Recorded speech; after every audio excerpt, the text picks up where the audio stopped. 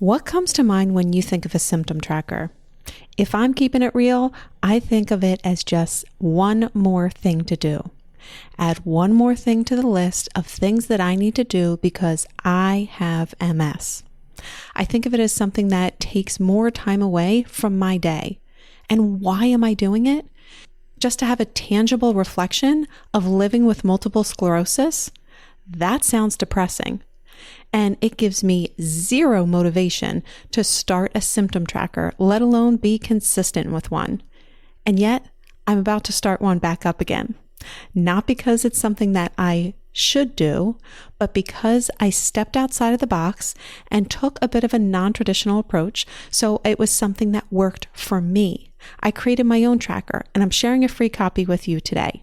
And this discussion is actually going to take place in 2 parts. Today's episode is all about trackers, what to track, why to track, and what to do with the information. In the next episode, I'm going to talk about my personal best practices for tracking and what the process looks like for me over the years, including the times when I was in a really good groove, as well as the times when I completely fell off the bandwagon. I'll share the good, the bad, and everything in between. And I'll also share how to get a free copy of my personal tracker for free. And my fellow MS sisters, if you want a more personalized approach to creating your MS diet and lifestyle, check out my private coaching program. It includes a comprehensive assessment, personalized strategies, and lifestyle support. Each month, I only accept 3 new clients. So if you're interested, apply now at alenebrennan.com/coach. Now on to today's episode. There are 1 million people diagnosed with multiple sclerosis in the US. So that makes you 1 in a million. And you have a special purpose in this world that no diagnosis can take away from you. So if you are ready to reclaim your body, mind, and life from multiple sclerosis, welcome to my MS podcast. I'm your host, Alene Brennan. Okay, if you're like me, you may be thinking, I have enough lists. I don't need another list, let alone one of my symptoms of MS. I don't need a list to remind me of the fatigue, brain fog, and all the other joys of living with multiple sclerosis. That mindset is what prevented me from being consistent with a symptom tracker. It just seemed like another thing to do when my plate was already full. And I don't want to do a symptom tracker just to say I'm doing a symptom tracker, because it's what I should be doing to best manage MS. And I don't want to feel guilty for skipping one small aspect of a wellness plan. Managing MS can feel all-consuming. And if you're feeling this way too, I'm so glad that you are listening today, because one of the main reasons why I started this podcast was to help us all feel a little less alone in this journey. I want these conversations to feel and sound like we're having a personal conversation together about the daily realities of life with multiple sclerosis. I by no means have MS or life figured out. None of us do. That's the point. We're all figuring this out as we're living it out. And when we learn something along the way that makes life a little easier, we want to share it with one another. So my podcast is one of those ways that I do that. And I'm sharing with you the tools, the habits, and practices to reclaim your body, mind, and life from multiple sclerosis. Listen, some of the things that I share will hopefully resonate, others may not. But my hope is always that you listen with an open mind and take what resonates and just leave what doesn't. And as I said, today's topic is a symptom tracker. So let's dive in. First, what is a symptom tracker? It's pretty self-explanatory. It's a journal, diary, log, whatever you want to call it, of your symptoms over a period of time. It could be days, weeks, months, or for the really dedicated, years. I originally saw symptom trackers as something that people did when they're in like extreme pain, or people who have complex health issues. And despite the fact that I have MS, debilitating migraines, and a lot of other things, I guess I just never put myself in that bucket. I don't know. I also view trackers for people with the super analytical brains who love to track data and trends. And while I'm fascinated by people who do this and often jealous of their charts and data and all the fun things that they have, it's just not how my brain works. So I assumed trackers weren't for me. And yet, I'm about to tell you why I'm recommitting to my tracker. The reality is, living with a chronic illness is a long and exhausting journey. I like to refer to it as the marathon you never signed up for. I mean, we weren't exactly given a training program or a fun registration box. We were just handed a diagnosis and sent off to figure out life now with MS, this long, ongoing journey. But how exactly are we expected to figure this out? Depending upon your diagnosis, you may be seeing your doctor every 3, 6, or maybe even 12 months. Those are long stretches in between when you're living with daily symptoms or at best, chronic uncertainty of your health. Now, if you've been listening to this podcast, you know season 1 is all about the road to diagnosis. So if you are newly diagnosed, we have a lot of resources for you. So go back and check some of the early episodes that share with you those early days and the important foundational steps that you need to have set up when managing a chronic illness such as MS. In today's episode, we are focusing specifically on a symptom tracker. A symptom tracker is designed to help you track symptoms so that you can see any potential immediate connections that you have to any habits you may be doing, whether it's foods that you're eating, quality of sleep you're getting, medications you're taking, or even certain environments that you're in. Any and all of these can affect how you feel in your body on a daily basis. A symptom tracker can also help you see long-term impacts of your health. So you may be experiencing less pain in your body or fewer headaches after taking an omega-3 supplement for a month. Or you may be experiencing less fatigue after eliminating gluten from your diet for 3 months.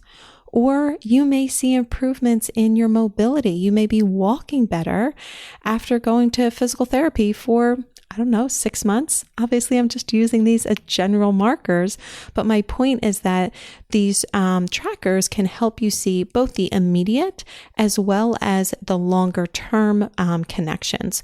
Because without tracking, we're left to rely on our own memory, which quite honestly isn't the most reliable source when you're living with multiple sclerosis because of brain fog or fatigue or just natural aging. Forget MS. Natural aging can make your memory a little less reliable. And one of the things that I think is most relevant here is recognizing that many of the changes that we make through diet and lifestyle don't always give us dramatic or instant results. They tend to be more of like the subtle changes that can go easily unnoticed. In fact, I often hear my clients tell some variation of the following experience. Here's what they'll say. I was dealing with a lot of fatigue and brain fog, so I finally decided to change my diet. I eliminated gluten and dairy, and I did my best to reduce sugar, and I started drinking smoothies. I ate more salads. I just felt like I was eating cleaner. Well, I was doing really well for a while and felt great. But after a while of feeling good, I started to doubt if it really was the food that made me feel better. Maybe I just got better on my own. So I started to slip a little bit with what I was eating, which of course is a slippery slope. And I didn't feel immediate reactions from any one food that I was eating. But then I started feeling tired again. But it was so subtle, I didn't make the connection until now, when it feels like I'm back at square one.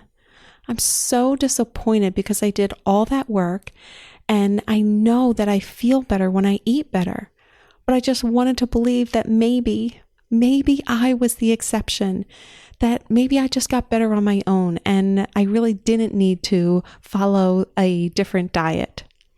Have you ever felt this way? Making changes in your diet and lifestyle don't create dramatic results. Eating one salad or taking your supplements for just 1 week aren't going to take away your symptoms. It's a gradual process, so gradual that it's easy to think that there's no connection between the two. This is just one of the many reasons and benefits for doing a tracker. It offers both a close-up view of the day-to-day changes, as well as a high-level view of the more subtle changes that you may experience over a period of time, which brings me to my next topic. I mentioned earlier that I created my own tracker, and here's why. A traditional symptom tracker is just that, a tracker of your symptoms. But I don't want to focus just on my symptoms. Having a list of symptoms that I rate on a scale of 1 to 10 each day doesn't really appeal to me. Tracking symptoms is helpful. It's one aspect, though, of our tracker. It can't be the standalone thing that we track. I wanted a bigger picture view. I wanted the full picture of my health. So that's why I have a wellness tracker. Just the name in and of itself feels better. A wellness tracker versus a symptom tracker. I'm a big believer in that which you focus on gets bigger. That which you focus on gets bigger. I have an entire module in my coaching program on mindset for this very reason, because our thoughts and the words that we choose are really powerful. Now, let me be clear. I am by no means making symptom a bad or a negative word. It's a really useful word. I just don't want it to be the name of a journal that I use every single day. So focusing on wellness felt better to me. This is more appealing. I want to focus on my wellness, not just my symptoms. Now, what kind of stuff is worth tracking? You track what's most important to you. I'll share a list of ideas with you to offer some inspiration or jog your memory of some things that you may have tracked in the past that were helpful. First, I'm a nutrition coach, so of course I'm going to say food. Now, this doesn't have to be a detailed log, just general information that you can easily fill in at the end of the day. Or I would also say that it's so easy to fill in that even if you missed a day or two or whatever, you're able to kind of just think back and fill in the blanks. It doesn't have to be precise. You can make it super precise, but it doesn't have to be. Just make it general so that it's simple. Complexity is the enemy of execution. Complexity is the enemy of execution. In other words, don't complicate things. The more you complicate them, the less likely you are to do them. Keep it simple. I'll share a quick example with you now of how this became really helpful for one of my clients. She was dealing with a lot of fatigue, and up until this point, she was really hesitant and skeptical, I would say, to eliminate gluten from her diet. She just didn't feel like it affected her because she didn't have any symptoms when she ate it. Well, enough time went by with her not feeling well that she finally decided to give it a try. So she eliminated gluten, and within weeks, she had such a significant shift in her energy. She herself said she couldn't deny the connection between the two. But yet, she wasn't feeling 100% where she wanted to be. Well, long story short, she continued to track, and she was tracking both her food and her energy. And she realized anytime she had this particular chicken dish, which quite honestly she had quite often, it was at least once a week because it was just like her standard chicken that she had. Anytime she had it, she started to feel off. And she's thinking, that doesn't make sense. It's just chicken. It's just chicken. Well, then the light bulb went off. She realized that she always used a marinade for it. So as soon as she realized this, she runs to her kitchen, she grabs the marinade, and sure enough, there was gluten in it. She stopped using the marinade and she finally got the results that she wanted. She would have never put 2 and 2 together without having a tracker. This was something that was undeniable when she saw it on paper because, again, the chicken was something that she had so regularly. It was like her standard chicken dish. And inevitably, her energy was affected by it, which again doesn't make sense when you're just saying, I have chicken breast. But when you start to look at it and think like, wait a minute here, I do always marinate that chicken breast. Let me take a look at the ingredients of the marinade. And then you look at the ingredients and sure enough, at the bottom it says contains gluten. So for her, she eliminated it and got to feel so much better. She, like many of my clients, said, I didn't realize how bad I was feeling until I started feeling this good. So there is a clear example of the immediate results that she got from the symptom tracker, because she was able to see when she ate this particular chicken dish, it affected her energy. And that's what allowed her to identify the marinade. And she was also able to see the broader picture of it, because when she eliminated gluten completely from her diet, she noticed her day-to-day energy felt better.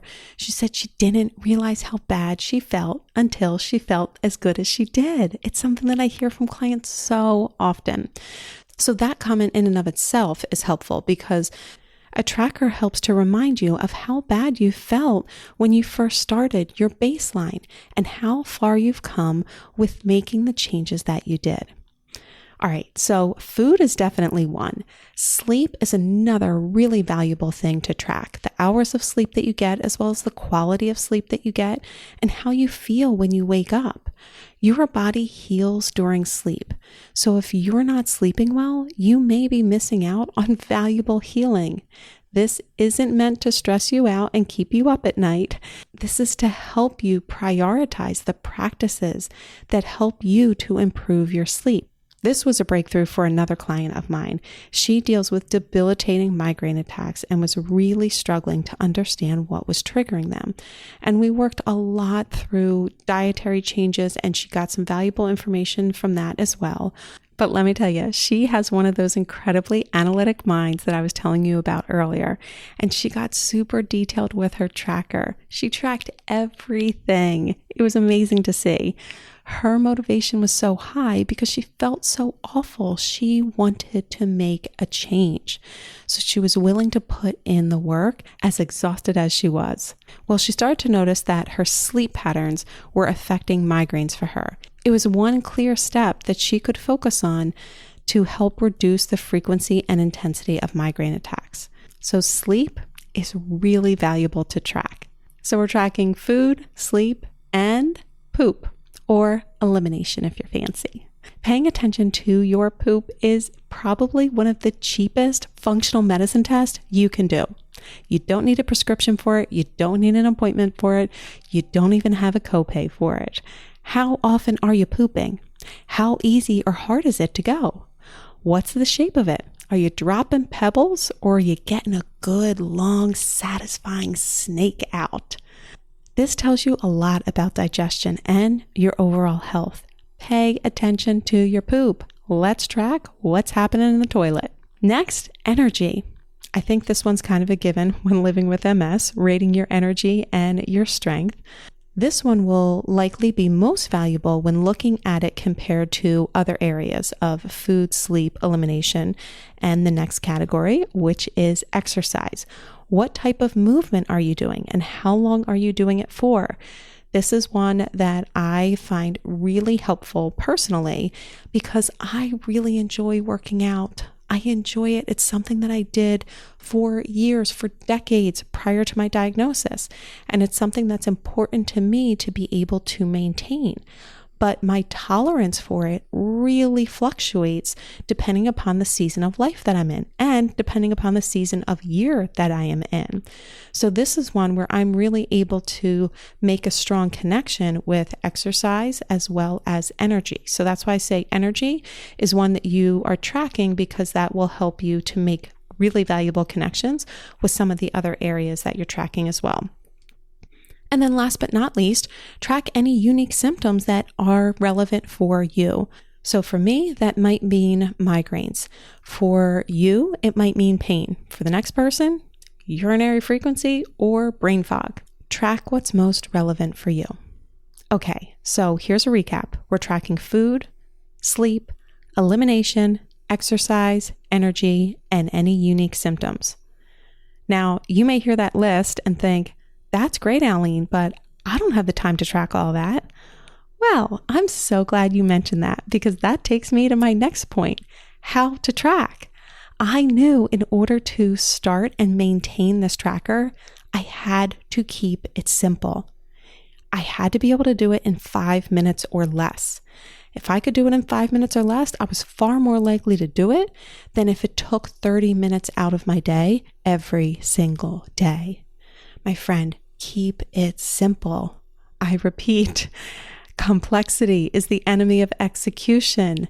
Keep it simple. One of the things that I ask myself so often throughout life is, if this were simple, what would it look like? If this were simple, what would it look like? And challenge yourself to really see where you can simplify things. So for me, in this case, if it were simple, it would be one page that I could fill out in 5 minutes or less. So that's what my tracker is. One page that I can complete in 5 minutes or less. On days that I'm not feeling my best, I keep it short and sweet. On days that I'm feeling better or I have more to share, I have the option to write more, but that's only if I want to. That's a bonus. Do what works best for you. Now let's talk more about why to track and what to do with this information. I already mentioned several examples from clients and then my own personal experience, and I have many, many more, but here are what I see as the biggest benefits of a tracker. Awareness, spotting trends, accountability, and having more informed conversations with your doctors. First, let's talk about awareness. This is a tool that can help you get honest with yourself. Look, days blur together, and we might ignore or downplay our symptoms. It's easy to tell ourselves that we're doing okay or that we are following our health plan. But are we really? Are you really doing okay? Or are your thoughts getting the best of you? Or is your heart feeling really heavy with emotions? Maybe you're scared of this diagnosis or a new symptom that popped up. A wellness tracker is like a daily check-in with yourself, not just with your body, but with your mindset and your heart too, because they're all connected. That's why I talk about reclaiming your body, mind, and life from multiple sclerosis. It's about understanding your body's language. And sometimes that language speaks in symptoms. This trains you to start listening to the whispers that your body is giving you, so it doesn't have to get out the megaphone in order for you to hear it. Listen for the whispers so it doesn't have to get the megaphone out. Next, spotting trends. When you regularly track your health habits and your symptoms, you might start to notice some patterns. Do certain foods trigger symptoms? Does stress play a bigger role than you thought? I am so saying yes to that one. I never like to admit how much stress impacts my health, but the truth is it does. And when I see it on paper, it's so much more motivating for me to manage my stress and to prioritize that self-care so that I can reduce my stress, and the stress that I do have in life, I'm better able to manage. But also, it's not just about the negative stuff. You may spot some positive improvements and some good habits. So days that you're feeling stronger, days that your energy has improved, all of these connections that you're able to make are so valuable. They're so helpful. They can really help be such a tremendous guide in creating your health and wellness plan and managing MS long term. Okay, accountability. This is another crucial aspect. I mentioned it before, but it's easy to tell yourself that you're doing okay or that you're following your plan. But again, are you really? A symptom tracker is a great opportunity for you to note the things that are most important to you. Are you following through on the healthy habits that move the needle for you? Are you taking your medication and supplements? Do you rest when you need to? The accountability of these things are really big. Lastly, having a symptom tracker arms you with concrete data for your doctor's appointments. Instead of trying to remember how you felt weeks or months ago, you have documentation of it in this tracker. This makes discussions with your doctor so much more productive, because I don't know about you, if I am not prepared well for my doctor's appointments, and you just try to go in and wing it, that is a recipe for disaster. You go in there and you finally get your 15 minutes with the doctor and your mind goes blank. Or you have all the things come up and you feel so scattered and you can't prioritize your most important question, and the time goes by and then you're walking out feeling so frustrated and deflated because that was your one opportunity to talk with the doctor and the appointment's gone now and you don't have any more answers than you went in with. If anything, you may be walking out with more questions than you walked in with, and that's not how you want to be. So this gives you an opportunity to really prepare well for your appointments. So again, tracking is about awareness, spotting trends, accountability, and having more informed conversations with your doctor. Now, I hope this conversation has inspired you to start tracking. And if it has, I encourage you to keep it simple. Keep it simple and make it personal for you. But if you need a starting point or you want one that's already done, you can download a copy of my wellness tracker at alenebrennan.com/tracker. It's free. You download it, print it, use it, learn from it. Okay, before we wrap, I want to do a quick recap of today's discussion. First, a symptom tracker is simply documentation of your symptoms over a period of time. I'm encouraging you to not just focus on your symptoms, but to focus on your wellness. Include your healthy habits in there and call it a wellness tracker. That feels so much better than a symptom tracker. Keep it simple. 1 page, 5 minutes or less. You're tracking food, sleep, elimination, energy, exercise, and any unique symptoms. And the benefits? It's increasing our awareness, it's spotting trends, it's keeping us accountable, and it's empowering us to have more informed conversations with our doctors. Okay, that is a wrap. I hope you enjoyed today's episode and that inspired you to take action to reclaim your body, mind, and life from multiple sclerosis. And don't forget to come back for part 2 of this episode, where I share my personal practices using this wellness tracker.